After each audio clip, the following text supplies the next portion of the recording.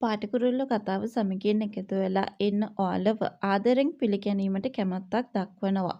ඉතින් මම අද වීඩියෝ එක තුලින් ඔයාව දැනුවත් කරන්න බලාපොරොත්තු වෙන්නේ මෙන්න මේ වගේ කාරණාවක් සම්බන්ධවයි. අංජනව පොලිසියෙන් අරගෙන ගියා කියන එක ගැන ඔයා දන්නවා. අංජන පොලිසියෙන් අල්ලගෙන යාම පිටිපස්සේ සම්පූර්ණයෙන්ම ඉන්නේ කෙවින්ද? අමාරුවේ දාන්න පුළුවන් ඔය නුරාන්ද කියන එක තමයි ඇත්තම කියනවා නම් තියෙන ලොකුම ගැටලුව. දැන් මම මෙන්න මේ විදියට ඔයාට අනිවාර්යෙන් මතක් කරන්න බලාපොරොත්තු වෙනවා. පාටිකුරුල්ල කතාවේ කුතුහලය සහ විලන් චරිතවල ස්වභාවය ගැන ඉතාමත් තියුණු නිරීක්ෂණයක්. අංජන කියන්නේ තමන්ගේ වාසිය වෙනුවෙන් ඕනෑම වෙලාවක වෙනස් වෙන කෙනෙක් විදියට ආවා වුණත් හැබැයි ඉතින් කෙවින් මුණ ගැහුන්ට පස්සේ ඒක එහෙම උනේ නැහැ.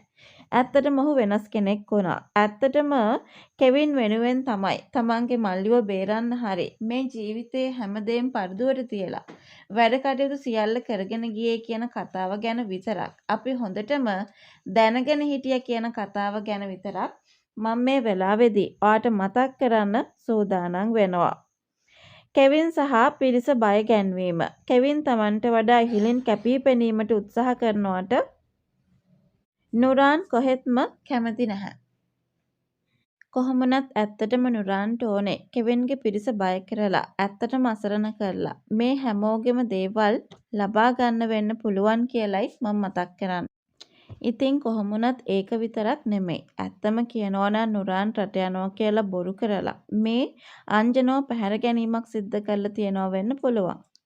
අංජන ලබා දෙන්න නම් ඇත්තටම තමන් කියන විදියට සල්ලි හැම ඕනි කියලා බොහෝ විට කියනවා වෙන්නත් පුළුවන් කියන කාරණය අපි අද මතක් කරනවා. කොහොමනත් ඇත්තටම මංජිත කිව්වේ නම් අංජනව කොහොම හරි බේරගෙන එනවා කියලා. ඒ යනකොට අංජන පොලිසියේ නැති වෙන්නත් පුළුවන්. ඒකට හේතුව තමයි ඔය නුරාන් අංජන පැහැර ගැනීමකට ලක් කරලා තිබුණොත් කියලයි මට අද කියන්න වෙන්නේ. ඉතින් කොහොමුණත් ඔය දේවල් සියල්ලත් එක්කම අපිට තව දෙයක් කියන්න පුළුවන්. ඒ තමයි කෙවින්ගේ ජීවිතේ විනාශ කරන්න, කෙල්සිගේ ජීවිතේ විනාශ කරන්න. නුරාන් මේ හැමදේම කරන්නේ මේ කට්ටියගේ දේපල සියල්ල අත්පත් කර ගැනීමේ අරමුණින් කියන කතාව විතරක් අපි හොඳටම දන්නවා. නුරාන් සහ කෙවින් අතර සම්බන්ධයක් ඇති බවට පොලිසියට හෝ පවුලයට ඒත්තු ගැන්වීම හරහා අංජන සුදෙනෙකු කරන්නට අවස්ථාවක් නැහැ. ඇත්තටම අංජන නුරාන් හදන්නේ මේ පවුලෙන් ඈත් කරලා දාන්න.